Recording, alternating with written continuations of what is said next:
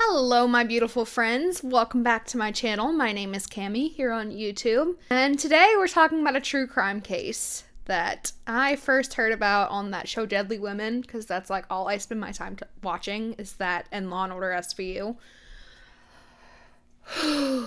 Okay. Before we start this video, I need to put two disclaimers. The first disclaimer is there are certain types of people in this world I do not like. You will never hear me talk nice about them. Those types of people are people that hurt animals, people that can't defend themselves. So like the disabled or the elderly. And I guess this third type kind of falls under that category, and that is children. I especially don't like people who hurt their own children. Stephanie Harlow said it best in one of her videos, in that when a child has a problem, they go to their parents. That's who they rely on for nurturing. That's who they rely on for love. It takes a special kind of awful person to harm a child. So, you will not hear me talk nice about the person that we are talking about today. And if you do not like that kind of video, I completely understand. I have other videos that you can watch. I wouldn't recommend watching this one because I'm not going to be nice in this one. My second disclaimer is if you were triggered by descriptions of child abuse, I would highly recommend not watching this video either. So, the case we are going to be talking about today is the case of Jeanette Maples and her mother, Angela McAnulty. And this woman boils my blood. I have a few true crime cases that I get very, very angry about. This is one of them. So, without really further ado, let's get into the video. So, Angela McAnulty was born on October 29th, 1968, and she was born in California. Now, I couldn't find any information about where in California she was born, and I tried, y'all. Not even in court case, not even in, any of, the articles that talk about the court case did it say where this lady was born, just that she was born in California. So that's what we're gonna go with. I assume it's somewhere near Sacramento because, she had a very close relationship with her mother. She was a total mama's girl. We all know or have been someone that is a mama's girl or a daddy's girl. Well, Angela, her relationship with her mother, they were like that. Angela loved her mother, and her mother loved her. But sadly, when Angela was only 5 years old, her mother went out dancing in Sacramento, and she was tragically murdered. She was stabbed 29 times, and her murder remains unsolved to this day. So Angela had what I think was two brothers. So she and her two brothers were in foster care for a very long while, and then after they got out of foster care, they actually went into the custody of their father for the remainder of Angela's childhood. And it's said that Angela's father was very, very abusive. He would often do things like withhold food as a punishment, and he would beat the children, and it was often with a belt, but the two brothers said that since their father was a mechanic, it would often be with things like a screwdriver or a wrench. One of the brothers recalls that when he was a child, he went into the kitchen to get a carrot because he was hungry, and he brought it back into the bedroom with him and was eating it, and his stepmother actually caught him with this carrot. And this woman, she went and got the father and said that he was eating, and the father pulled him out of the bed by his hair and proceeded to beat him again because he was hungry because he wanted a carrot. So when Angela was 16, she left home, which I can't even blame her. I can't imagine going through what she went through. And let me be very clear. This woman gets my blood boiling, but I can still acknowledge that she was also a victim of abuse when she was a child. And that is still incredibly sad that she had to go through that. But I don't want anyone to misconstrue that as me taking her side. So, after she leaves home, she began this relationship with this carnival worker. And during the time that she left home, she actually had gotten involved with drugs, and she also met a man named Anthony Maples. She ended up having 3 children with him. She had 2 boys and 1 girl, and she named the 2 boys Anthony Jr. and Brandon, and then her daughter was named Jeanette. Now, later on in life, she actually had another daughter with another man named Patience. And somewhere down the line, Angela and Anthony actually became incarcerated on some kind of drug charges. I don't know exactly if it was like possession or if it was selling, but they went to jail. And while they were in prison, the children were actually placed in foster care until they were released in 2001. Angela got back custody of Jeanette and Patience. But Anthony Jr. and Brandon had actually written a letter to the judge requesting that they stay in foster care rather than be returned to their mother. So, I don't know, that just, to me, if I was a judge or if I was someone with like CPS and these 2 children said, I want to stay in foster care, I don't want to go back with my mom, then I'd be doing some investigating, but that's just me. So, in 2002, Angela married a long-haul trucker who was named Richard McAnulty, and they had a son together shortly after they got married, and then they moved to Oregon not long after they had their son. So, Jeanette was born on August 9th, 1994, and for 6 out of her first 7 years of life, she was in foster care, like I said. And according to the family, including Patience, Angela began abusing Jeanette as soon as she got Jeanette back. Jeanette was said to be a good kid, but that she struggled a bit socially, but that didn't stop her from having a few friends that she considered her good friends. She would get teased because her clothes were often dirty or they had like holes in them. She attended a public school, and in 7th and 8th grade, she actually got perfect attendance. The few friends that she did have, she would only ever see in school because Angela wouldn't allow her to have friends over, which abusive parents are like that. They don't want anyone to know that they abuse their kids, so she was never allowed to have friends over. So in 2008, during gym class, when they were changing in the locker room, one of Jeanette's friends actually saw bruises on Jeanette's body, and she asked her, she's like, where'd these bruises come from? And after her friend asked her, where'd the bruises come from, it was actually then that Jeanette admitted that Angela was abusing her and withholding food from her. This part really makes me mad. So the friend told her parents, who then told CPS, but CPS was supposedly reluctant to investigate since it was second-hand information, according to them. This makes me so mad because, CPS, anytime they get reports of child abuse, I've never dealt with CPS, but I'm pretty sure that when someone says, hey, this child is being abused, they're supposed to investigate. So it's like, why didn't they investigate when they got this first report?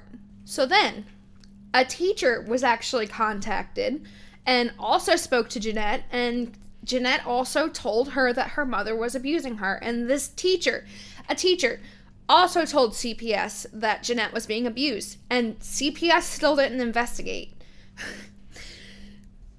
Okay, I'm just gonna say it. This might be controversial, but CPS in this country doesn't always do the best of jobs, and I understand that there's problems within the system, especially with social workers, but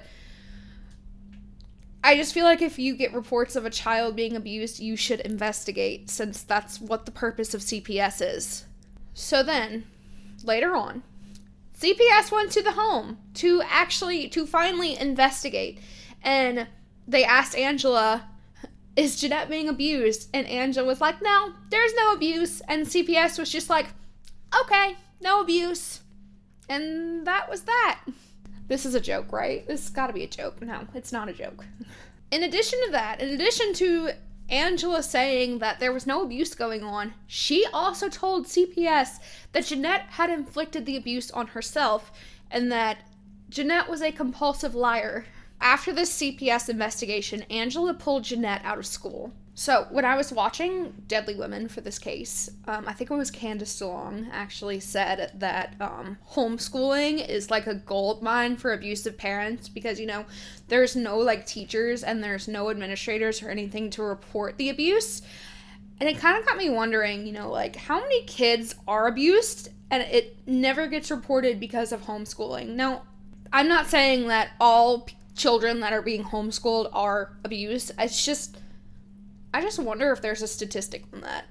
So, in 2009, another call to CPS was made by an anonymous caller, and it later turned out that the person that called was Jeanette's grandmother, Lee McAnulty.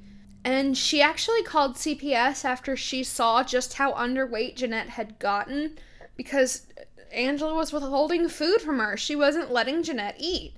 And Lee also had seen a split lip that Jeanette had and suggested that Angela bring her to the doctor, but Angela was like, no, we're not going to do that.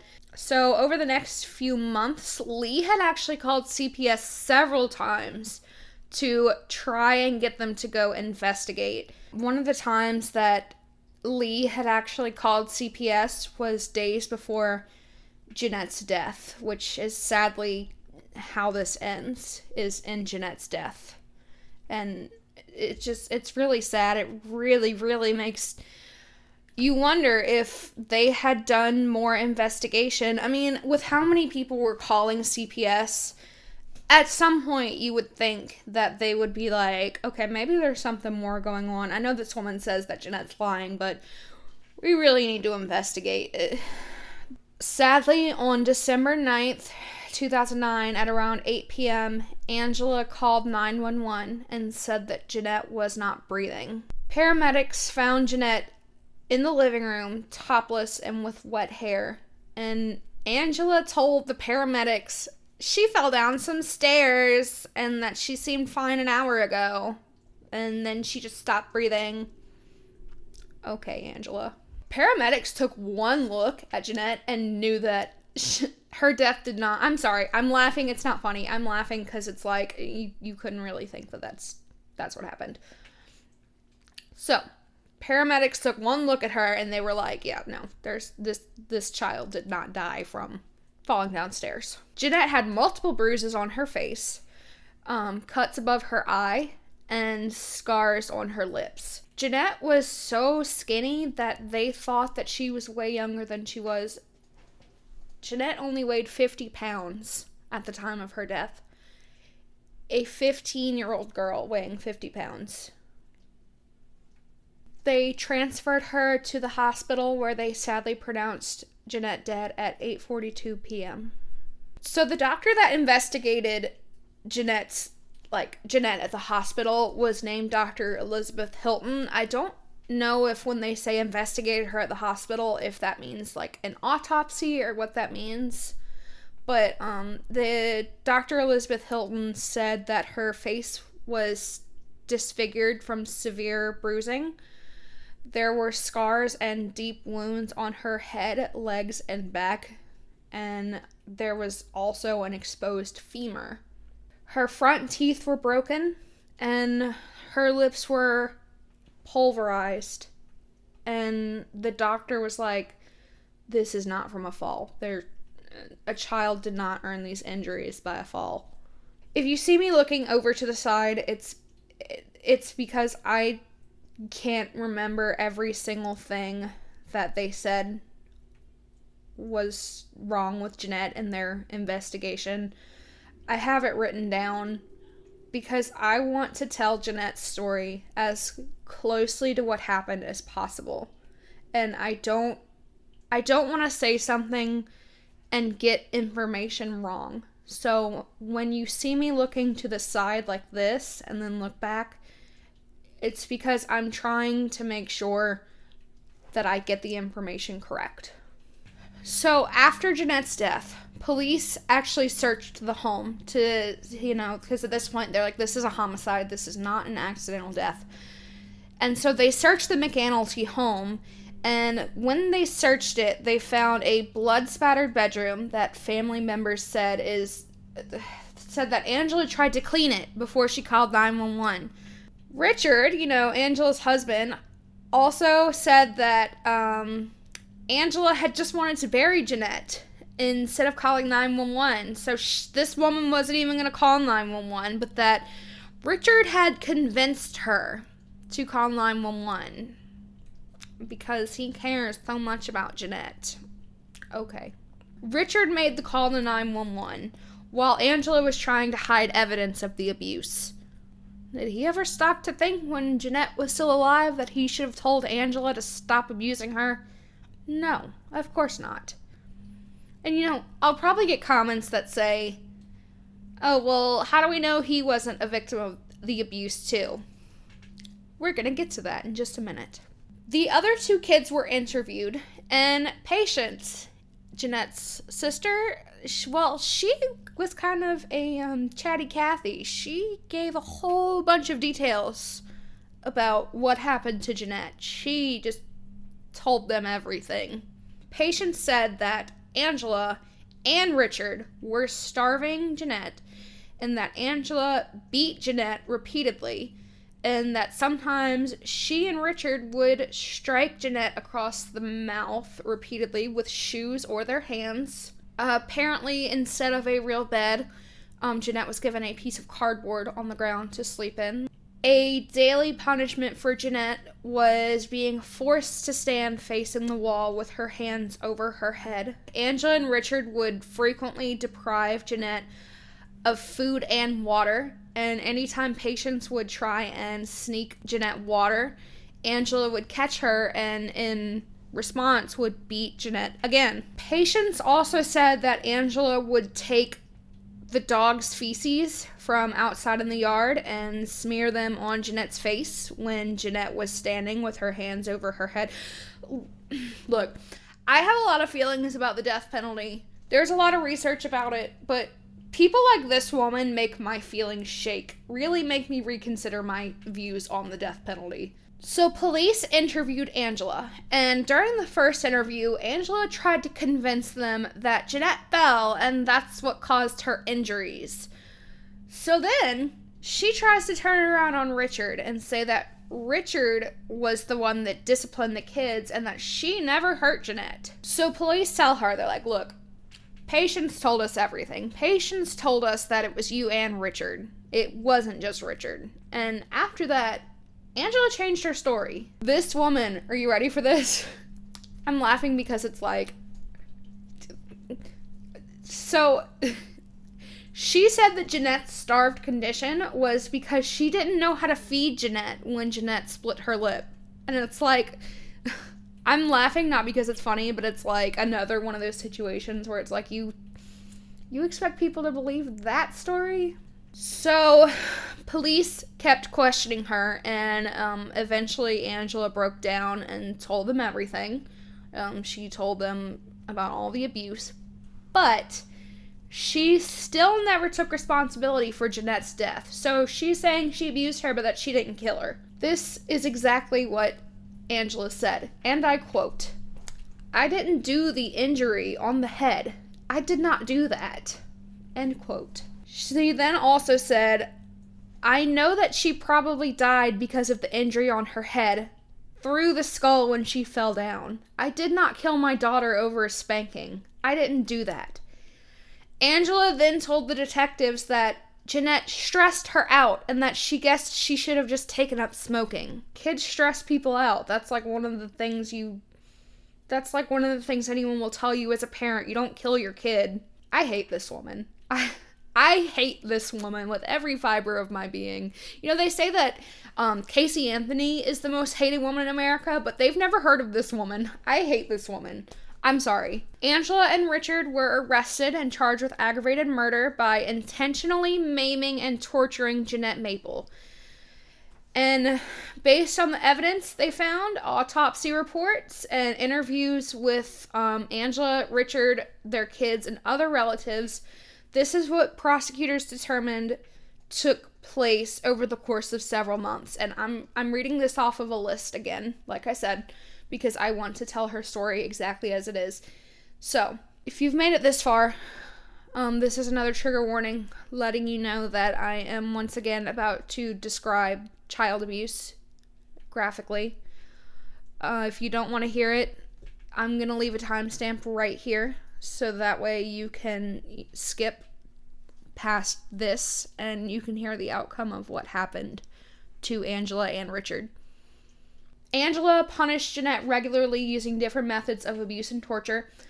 To hide the abuse from the other children in the home, she would bring Jeanette into her bedroom, later described by the prosecutors as the torture room, turn on the vacuum cleaner to mask the sounds, force Jeanette to strip naked, and then she would repeatedly beat her with leather belts, sticks, and torture her with pliers. Tests on various objects found in the home would later show they contained blood and pieces of Jeanette's flesh. Jeanette was deprived of food and water for days at a time, and she was forced to drink water from the dog's bowl and the toilet bowl to quench her thirst. Pieces of Jeanette's skin had been cut away, likely with a knife. Wounds from these cuts had become infected to the point of it exposing the bone on Jeanette's hip. Jeanette, remember that cardboard that I told you was her bed? She was forced to sleep on it so the blood wouldn't seep into the carpet. She was often left tied up after being beaten or forced to kneel with her arms behind her back as if she was handcuffed. Angela forced Jeanette, like I said, to stand facing the wall with her arms raised for hours at a time, and oftentimes she could only stand on one foot because her other foot was too injured from Angela stomping on it. There was the shoes that she would hit Jeanette in the mouth with, and Angela refused to get medical help for Jeanette, which resulted in her lips healing from the inside out. The scar tissue that formed left her mouth deformed. And finally, Angela purposely beat Jeanette in areas that she already had, which caused severe damage and resulted in old wounds opening back up and becoming infected. Patients also spoke about an incident just days before Jeanette died, during which Angela showed her a wound about the size of a quarter on the back of Jeanette's head, and Angela made a comment that if someone was stabbed in the back of the head with a branch, it would cause brain damage. Patients went on to testify that by that time, Jeanette was acting strange and was incoherent. So, Angela was sentenced to death for the torture and murder of her daughter, and Richard was sentenced to life in prison with no chance of parole until serving at least 25 years.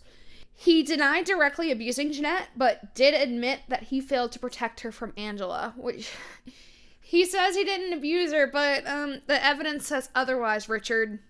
However, Angela's sentence was reduced to life in prison without the possibility of parole on August of 2020 because Angela claimed for years that her lawyers misrepresented her.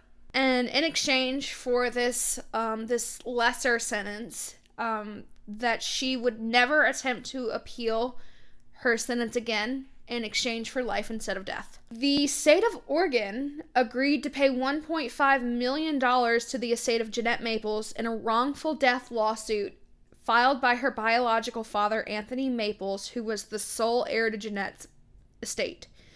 It was determined in 2006 that CPS agents failed to investigate 4 reports of possible abuse of Jeanette by her mother.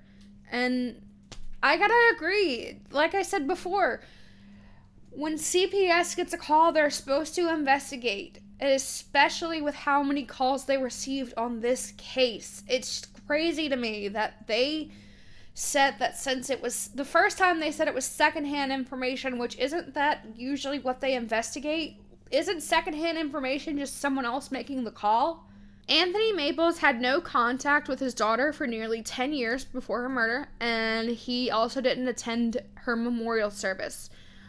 Under Oregon law, only a deceased person's parents, spouse, or children can be considered legal heirs, so her siblings didn't get any of the money.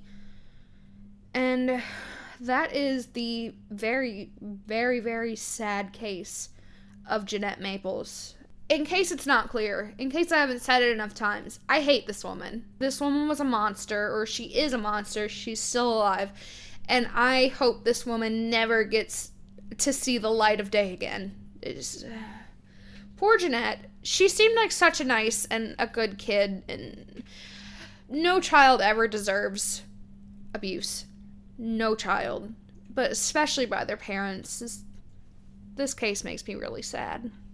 For my next video, I'm going to try and find something that isn't quite as heavy. I know it's true crime, and I know that these cases can get very heavy, but I am just going to try and find one that's not as depressing as this one.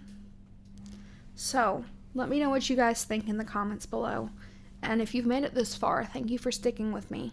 And I hope you all have a great day, and I'll see you in my next video. Bye!